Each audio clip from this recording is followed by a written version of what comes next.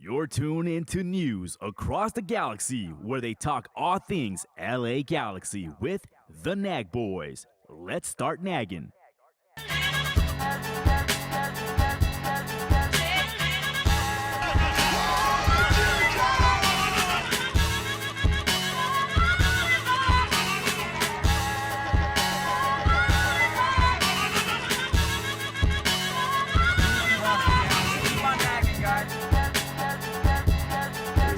Two, one.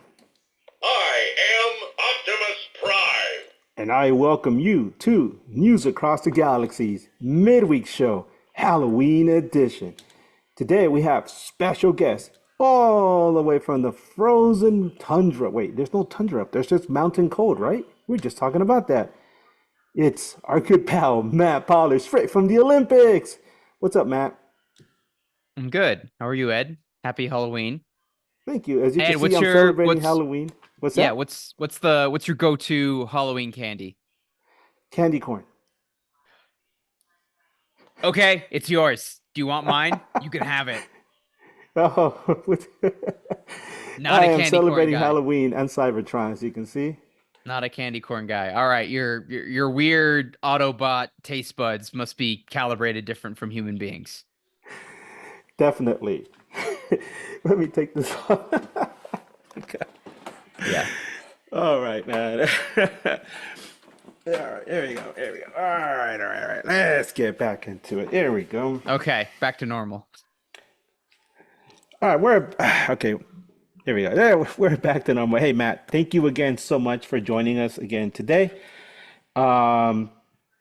Obviously, it's been a week since we last had an opportunity to talk. It wasn't possible last time, but we're here to talk about a very interesting first round matchup between LA Galaxy and Colorado that left both fan bases perplexed. I know I spoke to some Galaxy fans after the game, and everybody was just like, "Wow, where did that come from?"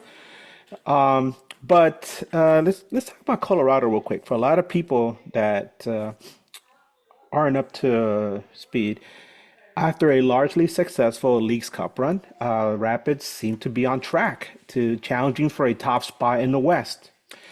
But they ended the regular season on a 4-game losing streak. And after this 5-0 loss in the first match of the series, have now lost 6 of their last 7 matches. I know that missing Cole Bassett for the last month has really impacted this difficult run. Certainly, losing Georgi Mihailovic in the last match of the season versus Austin made things worse. But before that match against Galaxy, there was some hope that a returning Kevin Cabral would spark the Rapids offense. Spoiler alert, he didn't. Yep. In case you missed it, Galaxy outshot Colorado 18-1. And at one point, somebody actually messaged me saying that Colorado had a negative XG. To put that into perspective, that would be like a baseball player having a negative batting average, which I don't know how that's possible. I have to think there was a glitch or something on FOTMob with that. That like I don't like. Yeah, how do you have a shot attempt that has a negative chance of a goal? Or maybe is that a measurement for own goals? Then maybe Ed, like Maybe. the Rapids had more back passes that could have led to own goals conceded than shot attempts that could have led to the probability of them scoring their own a goal themselves. But yeah, it was bad. It was Yeah. probably it was unquestionably the worst game of the season for the Rapids in a playoff game, and as a result, they now have to have a must-win game on Friday at Dick's Sporting Goods Park. Yeah, as I've stated on one of our earlier shows with you, Matt, Colorado Rapids will always hold the distinction of being the first team to ever defeat LA Galaxy, which was a 2-1 victory at Mile High Stadium on June 29th, 1996. That broke a 12-game winning streak for Galaxy at the time. I remember being completely shocked at that and having a actually, it made me feel sick to my stomach. I remember the rest of the day, I was like, what the hell just happened? But that was a while back. All this time and all time, Galaxy and Colorado had played each other 47 times with Colorado as the home team. The Rapids have accumulated 23 wins. Galaxy have 17. There's 7 draws between both teams.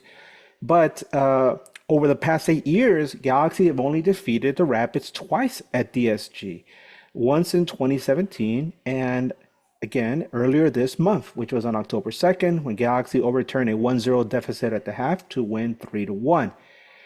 But Matt, I've been watching what you've been posting recently, and despite the crushing loss in that first game, uh, the mood, I guess, from Armas and his pals is Colorado is looking to turn things around at DSG.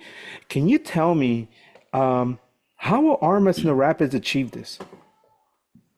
Chris Armas is a very positive individual, Ed, and I would say that Colorado has done a very, very good job of bouncing back from losses. I believe they had 4 wins and 2 draws in games following losses or games following multi-goal, or I think it was road losses that would have been coming out of that Minnesota game. So that was if we go back to the loss to Minnesota, which I believe was the fourth to last game of the regular season, and then they had 2 home games. Galaxy were on the Wednesday, and then Seattle Sounders were the home regular season finale on the Saturday. And the thought was, okay, Colorado just got shellacked by Minnesota. They didn't play well on the road. When they lose on the road and then come back home in 6 games, that's happened this year. They have 4 wins and they have 2 draws. Surely they'll get a result against LA. Surely they'll get a result against Seattle. That'll put them up in a position to probably only be fighting for seeding against Austin. Austin's a bad team. We didn't know it at the time, but they eventually fired Josh Wolf. They're a bad team. Yes, Diego Ruby's on there. The Rapids should be able to take care of business, and they did not have that. So, I think it's fair to say at this point that Colorado is now paying the price for their Leagues Cup run, in which they played an extra 6 games relative to a lot of MLS teams. I don't remember, Ed, how far LA Galaxy made it, but they certainly didn't make it to a quarterfinal, because that quarterfinal at the Diggity was Colorado against Club America. And certainly the injury to Cole Bassett, who I think increasingly the mantra that we've had in the Rapids community is, I think Georgi Mihailovic is unquestionably the best player on the team. He's certainly the best attacker, maybe the most important attacker. The most important player and the most important midfielder is Cole Bassett, because there's stuff that Cole Bassett does in the double pivot that nobody else is doing on this team, that if you put Georgie in that spot, he does not do as well. And Cole is, along with Kevin Cabral, have been the 2 piano carriers for this team throughout this season when it's come to making a really good play defensively and then having that transition into high quality attacking moments, or just the going from the phase of defending in a bad situation, making an individual play to clean that up, and then quickly, simply, and in a high quality way, having that transition to a high quality opportunity in the attack. I think Kevin Cabral does that. Obviously, he's coming back. He's not fully fit. And also, well, I thought Kevin made 3 or 4 really good runs in that first half against Galaxy last Saturday and got into good areas. He didn't have any other support. It was him galloping forward, almost being too fast, but then, it was the Galaxy center backs just jogging along to make sure that somebody was around Rafael Navajo. So other people weren't doing their job in that regard in terms of transition play. That is where a Cole Bassett, to help out Kevin Cabral, to be that outlet, to do something to disrupt, to make life remotely complicated and difficult for the LA Galaxy, was certainly missing. So that's kind of conspired to have all of that happen. I would say that the Rapids have consistently this year, since selling Moise Bombito, have not done a great job in terms of transition defense when the rest defense isn't fully set up, and particularly in games where they're chasing games, they have to throw numbers forward, midfielders go forward, so then there's no cover for the center backs, fullbacks have to go forward, so then there's space out wide as well. That sets up perfectly for teams like the LA Galaxy, who are good in transition, to take advantage of it. I had a really good line in Burgundy Wave in my recap from the first leg that I will pull up very quickly, Ed, and then quote out to you, because I thought it was really well put. This series had the potential to be such an interesting matchup tactically. Both teams score a lot and concede a lot. One team's attacking strength plays to the other's defensive weakness, and vice versa. But for that to happen, it requires Colorado's strengths to show up. That has not happened without Bassett and Mihailovic. This fixture, as a result, has become predictable and one-sided, and I think that bore out absolutely in the first leg. Ed, do we want to talk about? I've got some injury news from training and from the availability report, if you wanted to then talk about that. Yeah, absolutely. I was going to ask you that next because I noticed you posted that earlier on the Burgundy Wave. And can you please tell us, we have news, right? There's some Yes, people that are so making comebacks. yeah, so Kevin Cabral practiced fully. That wasn't really super surprising. Zach Steffen also had a little bit of a knock from his time with USMNT camp with Pochettino. That caused him to miss decision day. He played obviously in that first leg against LA Galaxy. He practiced fully this week. Both of them are good to go. Both of them should start for me. Georgi Mihailovic practiced fully today, Thursday, Halloween, and then also yesterday, Wednesday, October 30th, match day -2. Georgie was fully participating in team training, normally with the other first teamers who would be starting. I would imagine Georgie is available and Georgie probably starts. For the availability report, Colorado Rapids training staff described Bassett and Mihailovic both as questionable. Bassett, obviously, with the quad injury, which has been bugging him going back to the training week after the Toronto game, the one win Colorado Rapids have had in the last 6 games, the one game in the last 6 games that Cole Bassett has played in, and Georgie dealing with that minor ankle sprain that looked a lot worse, has appeared better upon recovery and review and the actions by the medical staff as well. For what it's worth, third string center back Michael Edwards is also out. We weren't super surprised. I think it was always going to be Lawless Abubakar and Andreas Maxu. If I am reading the tea leaves, Ed, from what I saw in training and then what I know about how the Rapids describe injuries and how Chris Armas is handling this, I think Georgi Mihailovic will start tomorrow in leg 2. I think Cole Bassett will be available off the bench. I would say if I had to put the over under on combined minutes they play. So there's, I don't know that Georgie goes 90. I'm not sure he'll be capable of going 90 and how many minutes Cole Bassett could potentially play. I will say combined, the Rapids would get the Rapids would be lucky to get, I'd say, 100 minutes out of both of them. So let's say Georgie goes 65 and Cole Bassett comes on for 35. If we're assuming 90-minute game, not counting the stoppage time and everything, I think the Rapids would be happy right now. They would be content with her. They think that they have a shot if they get that from those two players combined. We'll see. I'm not sure. It very well could be tomorrow that Georgie's on the bench and comes on at halftime and Cole Bassett's not even in the team. We'll see. But if I'll say it right now, Ed, if both of them, if only one of them's in the match day squad and they're on the bench, or if neither of them's in the match day squad, I think this is a multi-goal loss for the Pids tomorrow. Do you think bringing back Cole Bassett from a hamstring injury, because hamstring injuries are, they're a different kind of beast, right? Do you think bringing him back, like right now, are they rushing him back? Is it a all hands on deck situation where there's like a twinge of panic and it's like that's it, boys, we have to put it all out there, or do you think he might actually be able to come out there and contribute to the Rapids?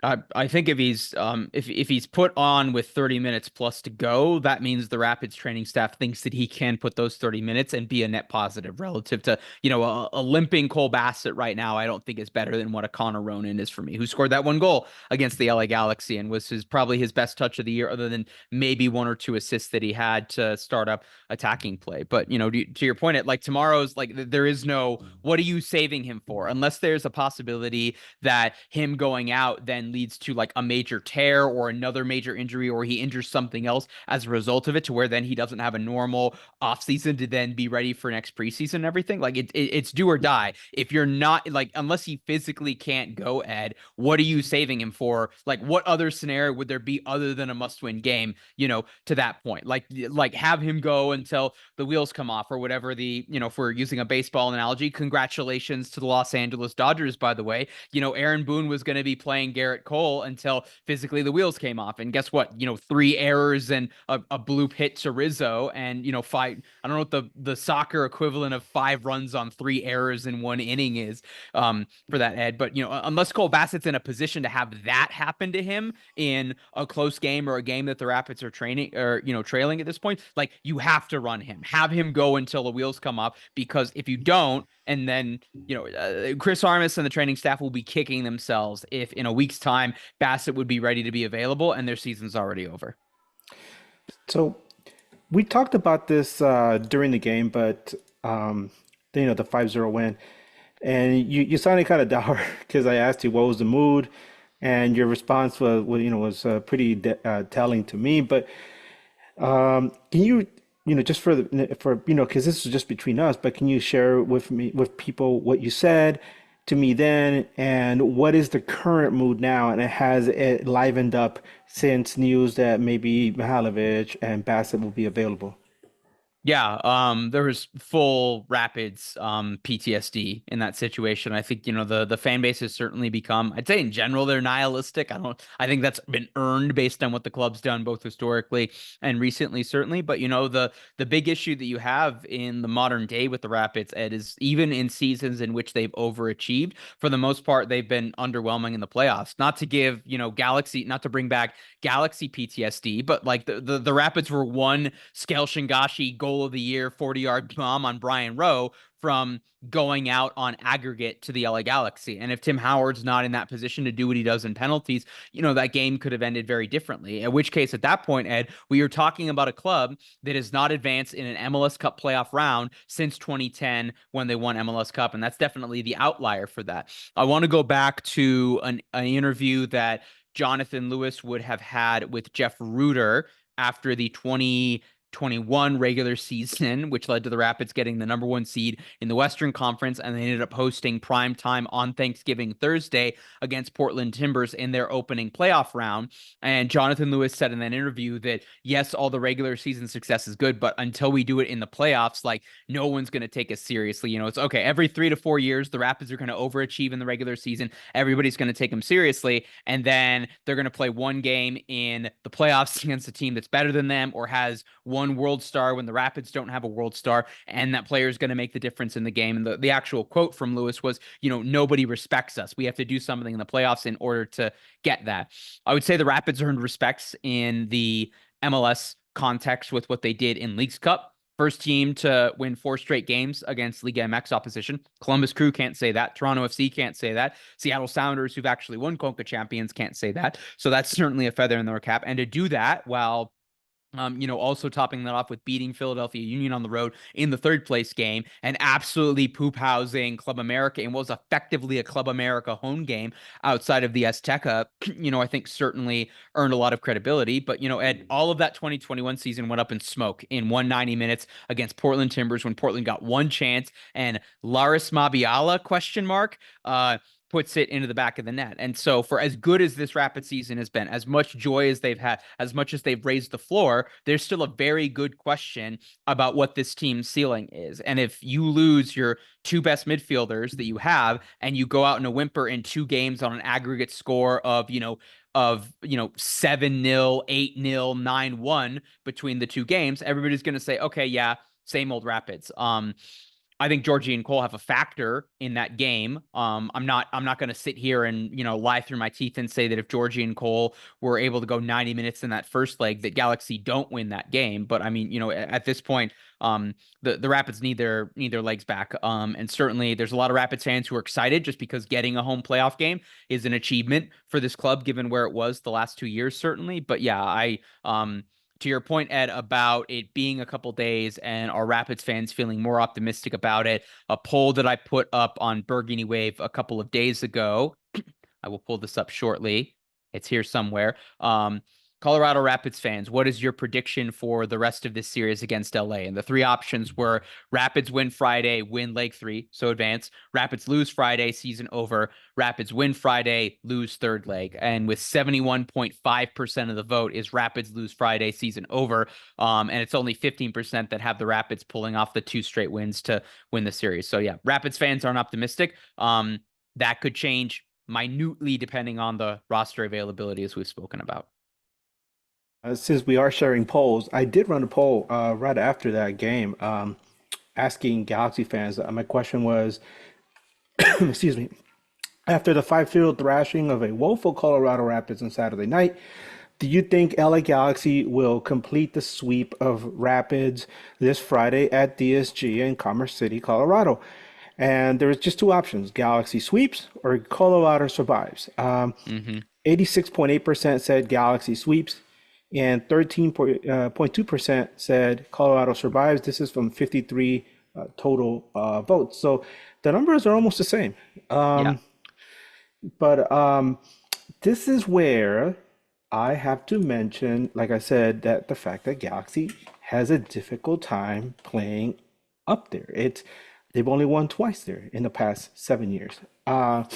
Is this something that gives One of those was a month ago, Ed, just to point out. Like one of them was on October 2nd. that is So true. I know, but I'm just saying, is this something that, maybe you can hang your hat on, right? Because you say, hey, is this, this is our house, and we could still, we could defend it. We've done well historically against this team.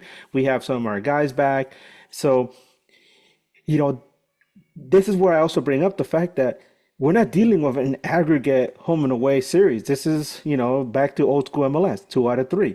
So 5-0. Wow, it looks great on paper, right? But in the end, it's just a W, just one W, right? yeah. And that you have to complete the series. So, yeah, is there any way that you think Colorado can scrap together, a 1-0 win or maybe something greater? Because we've seen some upsets in these playoffs. We saw what Red Bull did. We saw what Minnesota did to RSL, which actually, in retrospect, Minnesota has a winning record against RSL. Hmm. A lot of people are like, "Oh, RSL's gonna roll them." Like, no, no, no. They've only ever beaten Minnesota 3 times ever. So, but you know what I'm talking about, right? I mean, Columbus lost, and everybody was like, "Oh, this is gonna be like the most foregone series," and no. So we've seen some surprises. Do you think Colorado has a surprise up their sleeve? I mean, I think it's certainly a possibility. Altitude is no joke, obviously. The Colorado Rapids this season at Dick's Sporting Goods Park in regular season play have a record of 10-4-3. One of those 4 losses, of course, being to the LA Galaxy on October 2nd. But no, to your point, Ed, it's going to be a little chilly. It'll be like 40s. So I don't know how cold it's been. I don't know how cold it was last game when it was the late kickoff, the 8 p.m. Pacific time for that. So it'll be a little bit cold. It'll be a little bit windy. Certainly, unless something drastic changes in the weather in the next 24 hours, like it's not going to be Snow Classical 5 or anything like that LA Galaxy are going to have to deal with. But yeah, warm weather teams have often come to the Rocky Mountains, either to Colorado, either to RSL in not summertime weather, and have struggled a little bit. And I am still waiting 5 games later for Carlos Vela to have his first good performance at altitude, either at RSL or at Colorado.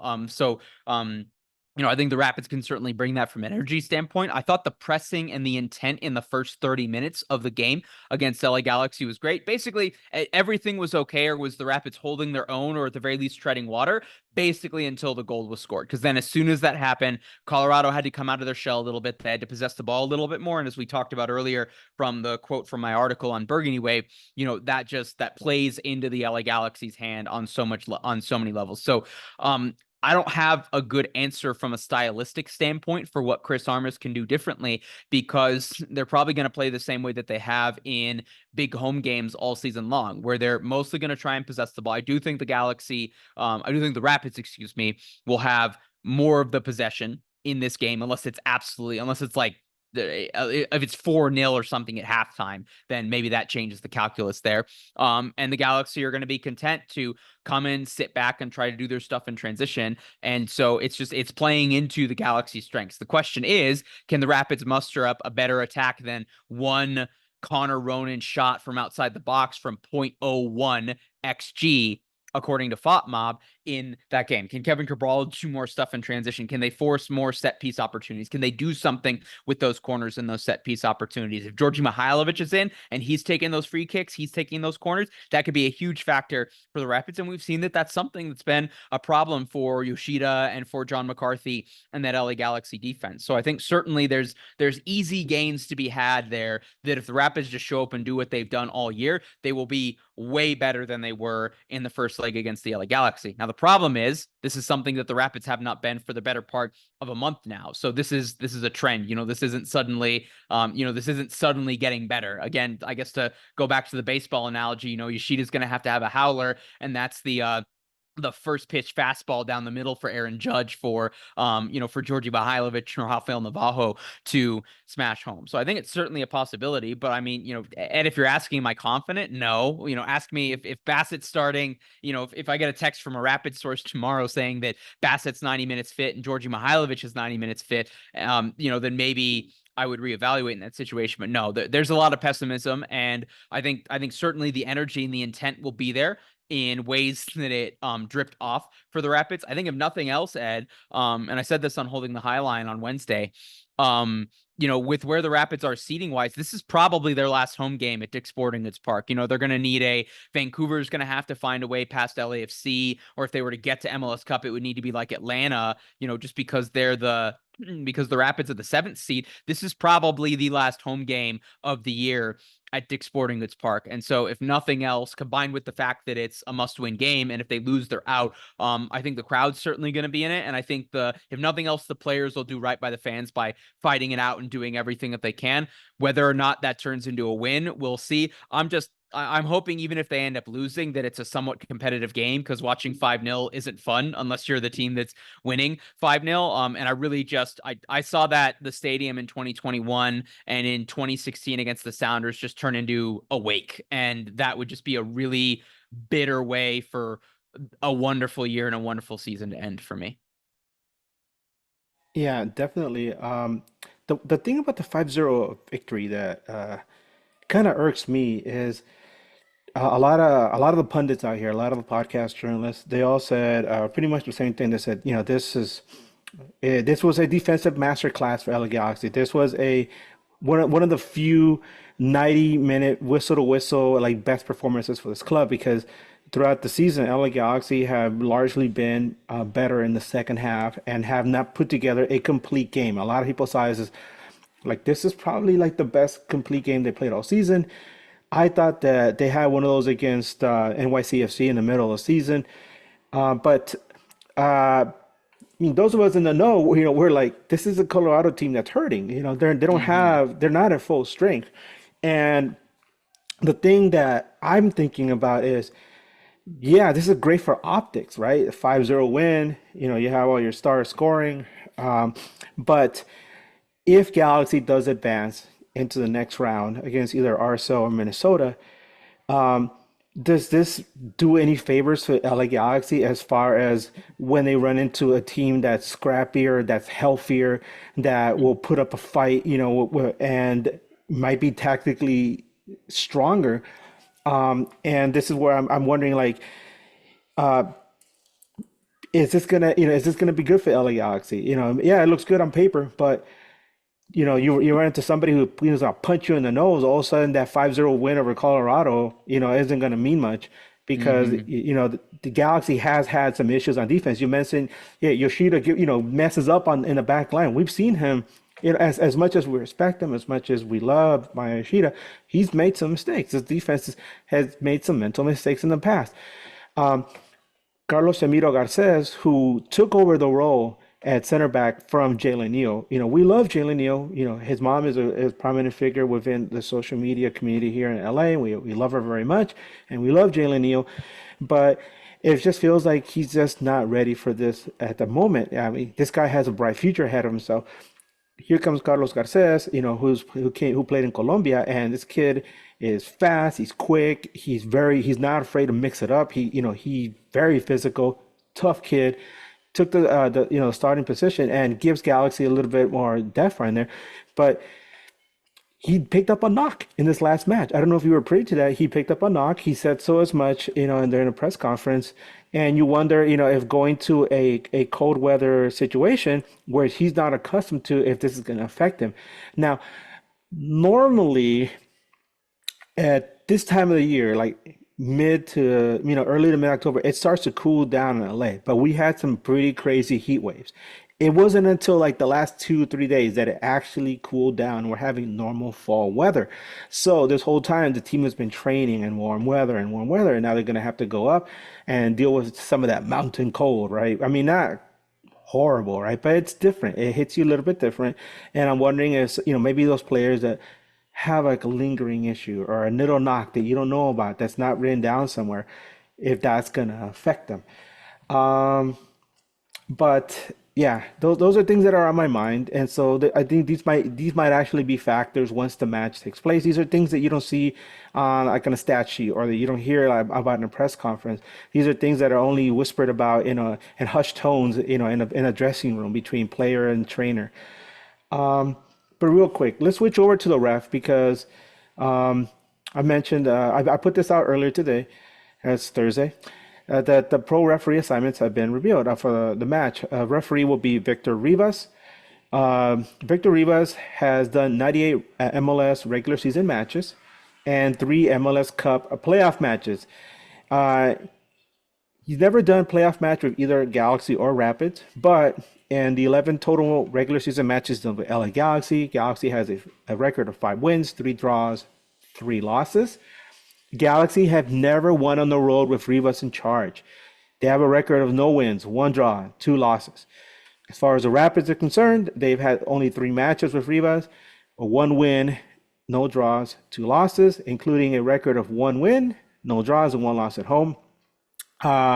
Rivas' last LA Galaxy match was that 2-0, that really ugly 2-0 loss match at Austin FC earlier this year on April 27th. He handed out 2 yellows to Austin, 2 to LA Galaxy. His last Rapids match was a 2-1 loss at home for the Rapids to Philly. And we talked about this before we came on. He handed out, he handed out 5 yellows to Colorado and a red at the end, 4 yellows to Philly, including a red at the end. It was for both of them were for violent conduct. In 2024, he's averaging 4.63 yellows, which is kind of a lot, but he rarely handed out any reds. The last time LA Galaxy won a game with him across all competitions, with Rivas in charge, was a very memorable one for this fan base. It was a 2-1 El Tráfico win versus LAFC at the Rose Bowl, last year's 4th of July match. The last time that the Rapids won a match with Rivas was a 3-1 win at home versus Houston Dynamo on May 15th, 2021. So, hearing all this is interesting, right? Galaxy have never won on the road with him, but all time, Rapids only have 1 win with this ref. Do you see anything in here, Matt? Anything in the tea leaves? I don't think it's that big of a deal, to be honest with you. Officiating hasn't been a major variable for the Colorado Rapids. They're one of the least yellow carded teams in MLS this year, at least in the regular season. Obviously, I had some emotions in that first leg against LA Galaxy. And then this is also a team that's been really, really good at drawing penalties. I think they're up to 12 or 13 now. They have 10 penalty goals this season, which is the most of any team in Major League Soccer. So the fact that the Rapids are doing that when there's players like Lionel Messi and Cucho Hernandez and Ricky Puig, who should be drawing a lot of penalties and be getting a lot of respect and benefit of the doubt from the officials. If the officials, an important factor in this game, it's probably a 50-50 call that goes in favor of one team, or it's in a penalty. I do think that's something the Rapids should be. That's one of many ways that the Rapids could really make life difficult for the LA Galaxy defense and really cash in on it. Not just what they're doing on set pieces or the mental farts that we've seen from the center backs or anything, but forcing them to take a risk in the box, especially against Kevin Cabral. Omir Fernandez drew the penalty against Austin FC, which got them back into that game in the second half on decision day. They ended up losing it because they gave up 2 goals in stoppage time. So they were winning 2-1. They ended up losing 3-2. So I think that could be a factor, but I think at this point, Ed, like where good teams should be able to overcome bad officiating or officiating in which a call in particularly does not go their way. And so if the Rapids are to get jobbed by this ref who they have not even had in 2023, then really they should be looking at themselves in the mirror and saying, why didn't they could have made the first leg more competitive to where then you didn't give that opportunity for that. As much as I am one of those, and I think MLS referees get a lot. I think referees general in sports get a lot of crap. I think their job's way harder than a lot of sports fans and members of the media and players and coaches care to admit. I think MLS officiating is better than what the rhetoric out there is about them. But I am certain that lots of Rapids fans, due to their own disposition or the perception around how officiating has been between them and bigger teams like the LA Galaxy, will assume and will say on Twitter and on other social media platforms that, that absolutely calls aren't going their way. And this is somehow some action by Don Garber to make life easier for the LA Galaxy to set it up so that Apple TV can broadcast an El Tráfico Western Conference final. If I am complaining about the referees, if I'm saying that they were absolutely terrible and the reason that the Rapids are out of the playoffs on Friday night at the end of full time, like something massively egregious will have to have gone down. So tomorrow is going to be Dia de los Muertos. And I do remember you saying that a lot of Rapids fans were preparing for a funeral on Dia de los Muertos. So let's talk predictions, Matt. Okay. Uh, so this is where the rubber meets the road. I'm gonna tell you real quick what I think, but I'm gonna let you have you're the home team, so I'm gonna let you have the last word on that as far as prediction. Um, I think this is gonna be a struggle for LA Galaxy. I think it's gonna be a 2-2 draw. It's gonna go to penalties, and I think Colorado will eke one out. I really think that it's going to extend the series. Galaxy fans are going to be looking at me like, what the hell's wrong with you? But I just feel like this is going to be a difficult match for the Galaxy. Do not sleep on the Rapids. I just mentioned that they were missing some really important players, and this is a Galaxy team that throughout the entire season has outlived expectations. Has exceeded expectations, and they have like I keep saying, they're ahead of the curve as far as where they were a year ago. And this was supposed to be a rebuilding year, and they're ahead of the curve. Um, does that mean that I think they're going to lose the series? No. I still feel that that overall they're a stronger team, but I just feel that this match, in Colorado, I think Colorado's going to have one last say as far as like you said, it's the last match of the season at home, and I think that the Rapids are going to have one last shot at LA Galaxy. Matt, what do you think? I'll put a condition on my prediction here, Ed, based on what things look like lineup wise. Because obviously, tomorrow at 6:35 p.m. Mountain Time, we're gonna get a lot better idea of what version of the Rapids are showing up. So I will say if only one of Georgi Mihailovic or Cole Bassett is on the bench, let's start with if neither of them play at all. Like the Rapids they're not zero, but like Ricky Puig needs to come out and like punch the ref in the opening 5 minutes of the game and get red carded in order for them to have an opportunity to win this game without either of them. I will say if the two of them combined play 110 minutes between the two of them, Bassett and Mihailovic, I will say it is a coin flip, and we could very well get your predicted 2-2 draw, and then Rapids ended up winning it in penalties to force a third leg. If it is less than that, so let's say Georgie starts but only goes 65 minutes, and Cole's only able to do 20 minutes off of the bench, then I'll give the Rapids like I'll rather than like doing the prediction of like the penalties and everything, I'll just say that I'll give the Rapids a 25% chance, 1 in 4 opportunity to force a third leg. As I've said previously, I'm not optimistic.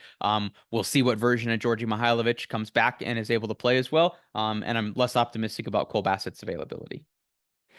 So, if the season does end on Friday for Colorado Rapids, looking at where this team was exactly a year ago, would you say that overall, despite the last month or so, has this been a successful season? I think you've answered this before, but in retrospect, without you've seen what's happened over the last 6 or 7 matches, would you still say it's a successful season? 100%. There's no outcome that could happen on Friday that would change my mind on this. I suppose if they get 11 red cards and Chris Armas fights the referee and gets suspended for 10 games from MLS, okay, maybe I'll reevaluate. But barring an absolute losing of heads and officiating and league punishment that comes from that, this season's absolutely been a success. This team is so much more joyous to watch. They're way easier to root for in terms of their personality, their culture, around them, the level of accountability they have, the relationship they have with the fans as well. There were plenty of games last year, Ed, where the game would end and the players would just walk off. And Chris Armas has now made it mandatory, like regardless the result or anything, the entire team, even the unused substitute, goes over and claps the fans in section 117, claps C38 in the South Stand. So in many ways, that I would argue this season was automatically a success on July 21st when they beat Real Salt Lake and won Rocky Mountain Cup. But you couple that with finishing third place in Leagues Cup, and that being such a shocking, wonderful surprise for so many, the wild ride that turned into with so many close games against the Liga MX opponents. And while, yes, they did not lift a trophy, ultimately it led to an opportunity to winning something or qualifying for something, and they got back into Conca Champions, which I would not have predicted before the game as well. And so that's going to be an opportunity for the Rapids to have a home second leg against a Central American team, and then maybe play against another Liga MX opponent as well, which they now have confidence in because they've beaten 4 teams, including 3 really good teams in Liga MX play. And the Rapids were riding high off of that, and the thought was, where could they finish? So in spite of the 4 losses to finish out the regular season and drop from 3rd in the West to 7th in the West, they still have a home playoff game. If you told me, the night of that protest when C38 walked out and the stadium was filled with black and the banners saying, the fans, the players, the badge deserves better, that a year later, Rocky Mountain Cup qualifying for an international or a continental competition and then a home playoff game, I would have told you, like, how did you accomplish this? Like, what players are you bringing in? What head coach could possibly do that? And you couple that off of Ed, nobody liked the Chris Armas hire. National media questioned that, given his time at Red Bulls and given his time at Toronto as well. Rapids fans thought it was extremely underwhelming as well. He's completely won over people as well. Rapids fans were expecting Kurt Anolfo. To use a Galaxy analogy, and we've gotten a fantastic one as well. So regardless of how this season ends or when it ends, and I feel very, very, very confident it will not end in the Rapids winning or making MLS Cup, when in 5 years, in 10 years, and later on from now, when you ask me how will I feel about 2024, what will I remember? And my first emotions will be joy and pleasant surprise, even if it ends with a bitter taste in our mouths with 6 straight losses and going out in 2 games in the playoffs. So at this point, you would say then that the reclamation project is well underway. The team is on its way to being better, stronger for next season, and you have a lot to look forward to with the Conca Champions Cup, correct? Absolutely. No, absolutely. The floor has been raised. The question is, can the team build on this? We have seen the club have success in my time covering them in the past. They haven't necessarily done that back to back. They haven't handled big, pleasant, raising the level significantly in one year well in terms of going into that next year. 2016 finished second in the Western Conference, made the Western Conference final, all that stuff with Pablo Mastroeni and Keep Fighting. And then a year later, Pablo got fired. They almost won the wooden spoon. There was a very unlikely but possible way for them to win this wooden spoon with 2 games left in the season. 2021, fantastic season. They missed the playoffs in 2022, regress further in 2023, and then have to completely blow it up in the offseason that we just talked about going into this year. Can this team come back and can they finish top 5? Can they finish in the top 4? Can they do something in Conca Champions, even if it doesn't mean they win Conca Champions? And can they do that in a way that does not cost them in the context of regular season seedings or the MLS Cup playoffs, in ways that I think it's fair to argue that, as fun as that Leagues Cup run was, that has put them behind the 8 ball right now, seeding wise and playoff wise, playing against the LA Galaxy. That is the challenge that is awaiting President Porrick Smith, General Manager Fran Taylor, Head Coach Chris Armas. And if they can do that, this is a new and improved version of the Rapids, not just a once every 3 to 4 years we impress everybody and then we coast off of that while being mediocre in between. I will say that I felt a little let down because I was on an MLS Batter Fans roundtable not too long ago, in which I challenged the notion that the Eastern Conference was stronger. I said, hey, don't sleep on the West. We got some really good teams. And I said, look at Colorado, look at Seattle, and then after that, things went sideways for Colorado, and I felt let down. So I'm looking forward to Colorado Rapids coming back next season a lot stronger, so we can all say, hey, the West is stronger. Okay, the West is the best, and the Eastern Conference is top heavy. Of course, they got the star power. Inter Miami and Messi and those guys. Columbus, as we just saw, my God, they got shocked, right? FC Cincinnati, and then what? And then what? And then it's like a big chasm in skill. I still feel the West is stronger, but you never know. This is a tale that hasn't ended yet. Like we said, Colorado still has and Galaxy still have to play this game. Championships are not won on paper. This is why we play these games. Real quick, before we dip out of here, I wanted to ask, have you tried calling Cobra Commander yet? You said that the weather's going to be kind of pleasant for the match. is there any reason or way that maybe Cobra Commander comes out and fires up the Weather Dominator? Oh, that's a good question, Ed. Cobra Commander's been relatively quiet. We haven't gotten a lot of, it's been still some, early fallish weather that we've had. Certainly, it was up to 60 degrees today. We're still waiting for our first real snow in the Front Range as well. So who knows? Maybe he's been sitting it out. He decided he took it way too hard on the Rapids with all those lightning and weather delays last year, and I don't know, he pushed the wrong button, and then the hurricane showed up in Los Angeles last year. So maybe he's been waiting and saving it all, and maybe he's gonna hit the Snow Classic, go button at midnight tonight. We'll see. Yeah, you never know. Maybe it'll be halftime and you're going to be sharing another photo of you holding a cup of Coke upside down, right? Yes, frozen Coca-Cola, frozen beer taps as well. We had that against Toronto in 2017, and so there was no beer because the beer taps froze. Awesome. Since we're talking about cold weather, real quick, your reaction to the news that MLS is considering a schedule change to be more in line with other FIFA federations around the world, and then having like a break during the winter. I know when I mentioned it to Nick Glass from Glass House Soccer, he said, "There's no way." He goes, "He's in Chicago, right?" So he's like, "There's no way." He goes, "Our winter is a lot longer than like 6 week break." What do you have to say about this since you up in the mountains? Yeah, I don't like it either. Like, if you're asking me, Ed, do we have pro rel in Major League Soccer, and are we on the European calendar in my lifetime? I would say yes to both of those. If I'm understanding the reporting from the Athletic, right, this is something that they're thinking about implementing after the 2026 World Cup. I don't understand the timing behind that at all. Just in terms of this league is not ready to compete for the casual soccer fan or the casual sports fan's attention if it's lined up almost perfectly with the NHL and then the NBA season, and basically has I don't know when they said when the season's actually going to start, but full overlap with the NFL season, to where both of them are probably starting around the same time, September-ish, fall, August-ish, if we're going into college football. And then the NFL season and the Super Bowl will happen before the end of the MLS regular season, or certainly before the playoffs. And then, I don't,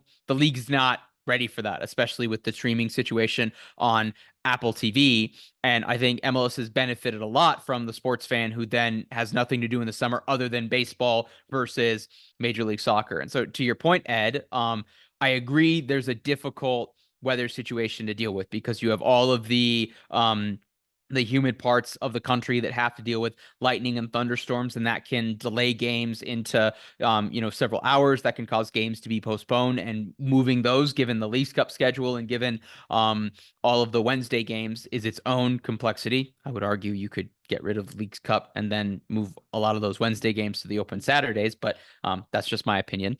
And yes, that's something to deal with. Yes, it's really hot in Texas and in Florida. In order to deal with those, you could start games later. The 7:30 kickoffs are something that are viable. We've been doing it for years, and for the most part, yes, there's the hydration breaks to deal with, but it's not like there aren't players getting heat stroke or anything like that in significant numbers. There aren't players, getting carted off with dehydration or something like that. The both goalkeepers in that game between the US and Honduras, whenever it was that was up in the ice bowl in Minnesota, like both of them, like one of them, there was a sub for hypothermia. There is no amount of, unless we significantly change the gear rules on this, and if Adidas wants to come out with like a heated soccer jersey that's available for those weather, then I'm all ears for hearing that out. But I don't think it's viable. I don't think it's conducive to player safety. And to your point, Ed, as well, like there's, anybody north of Kansas City, how are they going to play games in Montreal? And we've seen it, the attendance is lower before it starts to get warm for the Colorado Rapids, and that can be into, with the 7:30 kickoffs especially, that can be into sometimes into May. Attendance is lower when the Avalanche and the Nuggets are making playoff runs in the first third of the MLS season. And then it picks up in June, and then it's great for 4th of July, as it's always been, going back 25 years now for the Rapids, who've always played on 4th of July, or at least 4th of July weekend. And then it's usually good through the summer, and then football season starts. And then at that point, most of the time, the Rapids are not doing so great in the table, and then the attendance starts to tail off as well. Like the You are lucky to get 12,000 butts and seats when it's a 7:30 kickoff, and at kickoff it is freezing. And that's Yeah, not global warming is not getting better, better in quotes here, better in an right. ironic way in terms of combating that. And Colorado has to deal with that. RSL has to deal with that. Chicago, Minnesota, both Ohio teams, both New York teams, Boston, DC, maybe Charlotte. I'm not sure. Charlotte a little bit. Charlotte sometimes. Charlotte episodically. Kansas City, St. Louis are going to have to deal with that. And that's that. If that's for the middle third of your season, like I think that's way worse than having 2 or 3, months worth of Houston and Dallas and maybe Miami being a little bit difficult to deal with.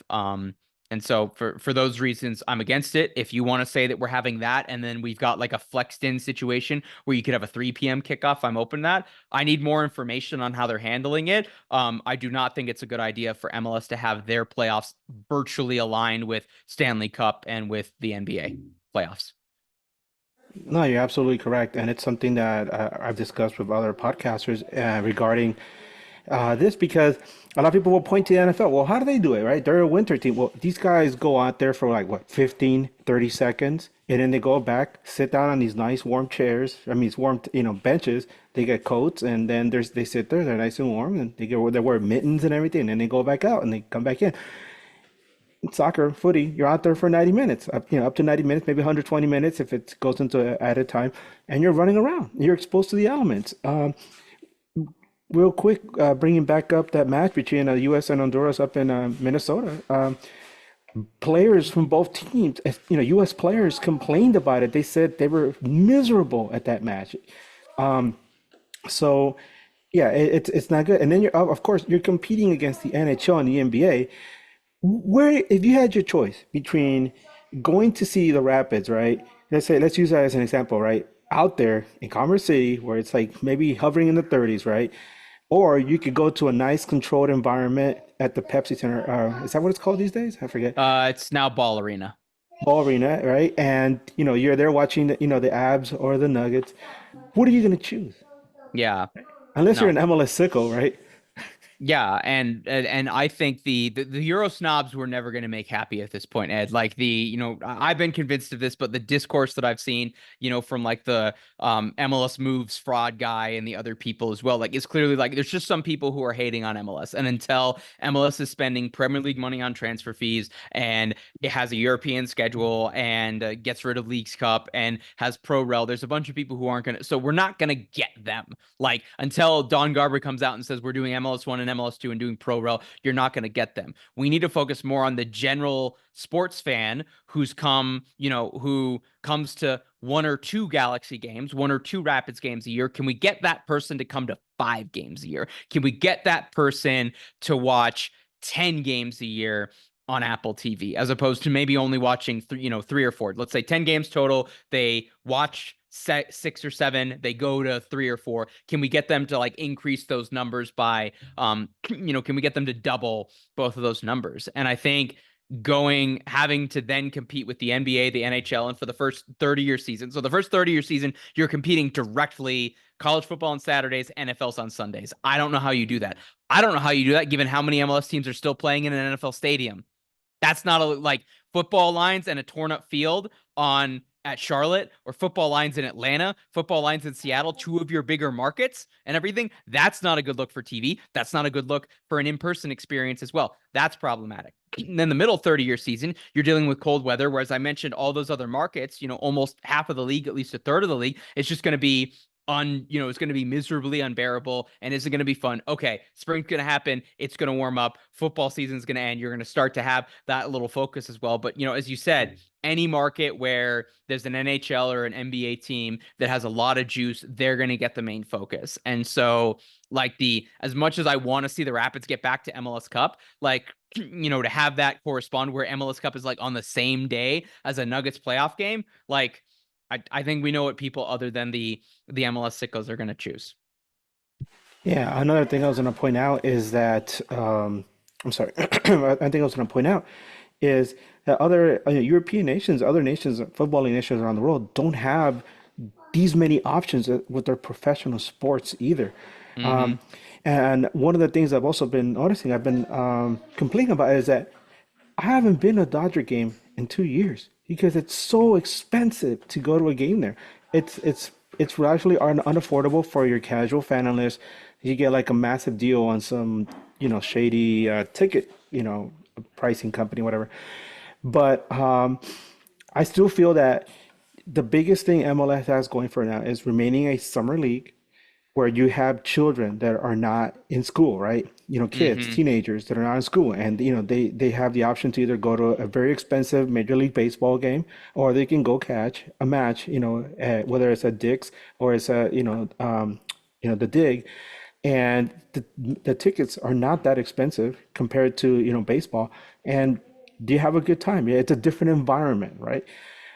If you go to a baseball game, that they try to pump up a lot of music. It's great, that's the soundtrack of the game. But you come to a soccer match, football match, you are the soundtrack, and that's one of the selling points in the summertime. And I just feel like that would be a huge mistake. They should just stay where they are right now, and just work on fine tuning some of the things, taking care of the legacy clubs like Hmm. Dallas, Kansas City, making sure that these clubs are sustainable, that they're going to be there for the long run, and making sure that if you do expand, make sure it's take a lot of consideration into it. Because I know there's like they're looking at what Kansas at I'm sorry, Las Vegas. They're thinking maybe Louisville, maybe Pittsburgh. You never know. But anyway, let's wrap it up because we got some trick or treating to do. It is Halloween right now. But Matt, thank you so much for coming back on. We love having you on here. And who knows? Maybe we'll be talking again in the next week, right? We'll see. I'm still not optimistic, but yeah. But thank you. Hey, enjoy your time later today. I know you're gonna be on the hunt for some wallabies, right? We'll see. Um, Well, from appreciate you, Ed. Thanks for having me on. hey, thanks for coming on, bud. From me, from all of us and News Across the Galaxy, thank you so much. This has been the midweek show with Edgar Zuniga and Matt Pollard. And as always, keep on nagging, but we tank for life, baby. Keep on nagging.